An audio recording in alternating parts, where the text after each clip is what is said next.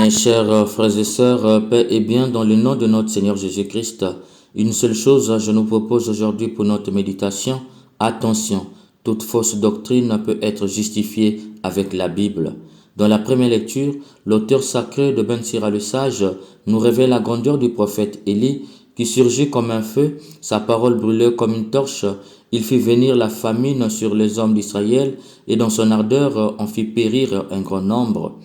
L'auteur sacré nous révèle ici un prophète avec un zèle ardent pour Dieu, tellement zélé pour la cause de Dieu qu'il a même péché par excès de zèle. C'est le sens de faire advenir la famine et supprimer les vies. Bref, Élie nous est révélé comme l'un des grands prophètes d'Israël. Après Moïse, c'est lui. D'où il ajoute, qui pourrait se glorifier d'être ton égal, toi qui fus emporté dans un tourbillon de feu par un char au coursier du feu. Au nom de cette grandeur, le peuple croyait à un retour du prophète avant l'avènement du Messie, d'où la conclusion, toi qui fus préparé pour la fin des temps, afin de ramener le cœur des pères vers les fils et de rétablir les tribus de Jacob. Il faut dire ici que la grandeur du prophète Élie hantait la conscience du peuple d'Israël à telle enseigne qu'il était inacceptable pour le peuple de croire qu'un tel prophète ne puisse plus revenir pour rallumer un nouveau feu purificateur. D'ailleurs, le prophète Malachie, 5 siècles avant Jésus-Christ, révélait « Voici que j'envoie mon prophète Élie, dit le Seigneur, avant que ne vienne le jour du Seigneur, et il retournera le cœur des pères vers le cœur des fils, et le cœur des fils vers le cœur des pères. » Malachie chapitre 4, le verset 5. Qu'il me soit permis ici d'élever une équivoque. Cette révélation du prophète Malachie nous a déjà donné une église appelée le Tabernacle, issue de William Marion Branham. Les adeptes de cette église croient fermement que le nouvel Élie dont parlait le prophète Malachie, c'est William Marion Branham. Pour eux, William Marion Branham est le dernier prophète venu pour annoncer la fin imminente du monde. C'est dans ce sens qu'il est considéré comme le nouvel Élie. Malheureusement, beaucoup de personnes les croient. Or, le prophète Malachie ne parle pas d'une quelconque fin du monde ici, mais plutôt il parle de la venue du Messie. Il s'inscrit dans l'espérance messianique. Pour comprendre qu'il ne s'agit pas de la fin du monde, pour que William Marion Branham soit le nouvel Élie pour annoncer la fin du monde, dans l'évangile, les disciples interrogent Jésus. Pourquoi les scribes disent-ils que le prophète Élie doit venir d'abord? En effet, cette question révèle l'espérance juive sur le Messie. Le docteur de la loi déclarait qu'avant la venue du Messie, conformément à ce que le prophète Malachie avait dit, Élie doit arriver d'abord. Et les adversaires de Jésus s'appuyaient sur cette prophétie pour contester sa messianité. Étant donné qu'Élie n'était pas encore venu, alors Jésus ne pouvait être le Messie d'Israël. Le prophète Malachie était clair, Élie doit d'abord revenir pour remettre l'ordre en Israël afin que la venue du Messie soit démise au milieu d'un peuple purifié. Voilà, chers frères et sœurs, le sens de la prophétie du prophète Malachie. Il ne s'agit en rien d'annoncer l'arrivée de William Marion Branham pour nous révéler que c'est bientôt la fin du monde, mais il s'agit d'annoncer le précurseur Jean le Baptiste, d'où Jésus dit « Élie est déjà venu ». Au lieu de le reconnaître, ils lui ont fait tout ce qu'ils ont voulu. Le Fils de l'homme lui aussi va souffrir par eux. Alors les disciples comprirent qu'il leur parlait de Jean le Baptiste. Voilà Élie dont annonçait le prophète Malachie et dont les détracteurs de Jésus attendaient pour croire qu'il est le Messie. Jésus nous dit c'était Jean le Baptiste. Il n'avait pas donc d'excuse pour ne pas croire que Jésus était le Messie, car Élie était déjà revenu en Jean le Baptiste. Alors, chers frères et sœurs, si la doctrine fondatrice d'une église est basée sur une fausseté, peut-on croire toutes les critiques qui émanent d'une telle église contre l'église catholique? Mes chers frères et sœurs, il y a beaucoup d'églises comme cela qui fondent leur doctrine sur les mauvaises interprétations de la parole de Dieu. Il y a une église nommée Parole de la fin des temps qui a fondé sa doctrine sur l'arbre défendu du jardin d'Éden. Pour son fondateur, il a reçu une révélation tout droit du Saint-Esprit. Le fruit de cet arbre défendu, c'était la sorcellerie. Malheureusement, beaucoup le croient et pire, ils ont une chaîne de télévision où ils véhiculent leur doctrine. Comment peut-on dire que la sorcellerie vient de cet arbre que Dieu a créé?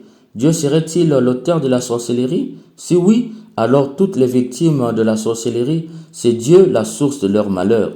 Dieu devient ipso facto méchant, et en lui il n'y a pas que le bien, mais aussi le mal. Voilà le danger de l'esprit m'a révélé. En fait, on voit clairement qu'une telle doctrine ne peut être révélée par le Saint-Esprit. D'ailleurs, cet arbre n'est pas à prendre au concret, mais au symbole, car il signifie le péché originé et le péché originant. Le péché originé étant l'orgueil, puisqu'ils ont fait savoir clairement à Dieu qu'ils n'ont plus besoin de lui, ils peuvent décider seuls de ce qui est bien ou de ce qui est mal. Et ce péché originé a ouvert leur intelligence sur le monde et sur eux-mêmes, entraînant ainsi le péché original, c'est-à-dire tout ce qui vient à cause du péché originé, la honte de sa nudité, la peur de la mort, le labeur, le doute, l'accusation, le conflit, l'ambition, la jalousie, l'envie, le fanatisme et bien sûr la mort éternelle. Alors, peut-on croire une église dont la doctrine qui fonde son existence est fausse? Mes chers frères et sœurs, nous-mêmes, nous ne sommes pas épargnés. Nous sommes souvent de ceux qui sont catholiques et évangéliques. Nous papillonnons dans ces églises nombreuses qui n'ont pas de doctrine, ou pire, qui ont des doctrines basées sur le faux. Pourquoi? C'est parce qu'il nous manque le discernement.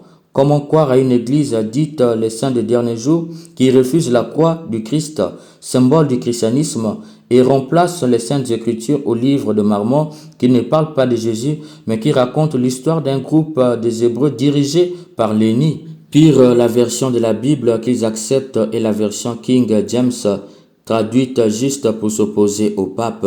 D'ailleurs, aujourd'hui, elle est la version la plus contestée des Anglais eux-mêmes qui la jugent trop émoussée. Mes chers frères et sœurs, n'oubliez jamais que toute fausse doctrine peut être justifiée avec la Bible. Tout le monde peut dire que c'est le Saint-Esprit qui m'a parlé, car il n'y a pas de preuve. Faisons attention. Les prêtres et les docteurs de la loi du temps de Jésus ont fondé plusieurs doctrines sur les fausses interprétations des Saintes Écritures et au final, ils n'ont pas su percevoir en Jésus le Messie tant attendu. Du moins, ils n'ont pas su percevoir en Jean le Baptiste le nouvel Élie. Ceux et celles qui se sont laissés avoir par ces fausses doctrines par ignorance ont fini par crier « Crucifie-le, si tu le libères, tu n'es pas ami de César ». Faisons très attention. Demandons à l'Esprit Saint la grâce du discernement pour que nous arrivions à reconnaître en l'enfant de Marie le Messie, notre Messie. Demandons aussi la grâce de l'intelligence à l'Esprit Saint pour que nous arrivions à détecter les fausses doctrines susceptibles de nous éloigner de la vérité évangélique en fermant nos oreilles au message de la conversion afin de préparer nos cœurs à être la crèche de Bethléem. Demandons ensuite la grâce de la sagesse à l'Esprit Saint pour que les scandales révélés par les campagnes médiatiques contre l'Église du Christ ne nous fassent pas douter de la vérité de la doctrine de l'Église catholique, Église voulue par le Christ. Car ceux qui croient qu'ils vont enterrer l'Église catholique verront l'Église catholique les enterrer. Demandons enfin la grâce de la persévérance à l'Esprit Saint pour que nos souffrances ne nous fassent pas dire comme à Marthe et Marie, « Seigneur, si tu avais été là, tout se serait passé autrement. » Car il est bien là, lui qui nous a dit, « Je suis avec vous tous les jours jusqu'à la fin des temps. » Il est avec nous, même dans nos souffrances, à nous juste de le reconnaître.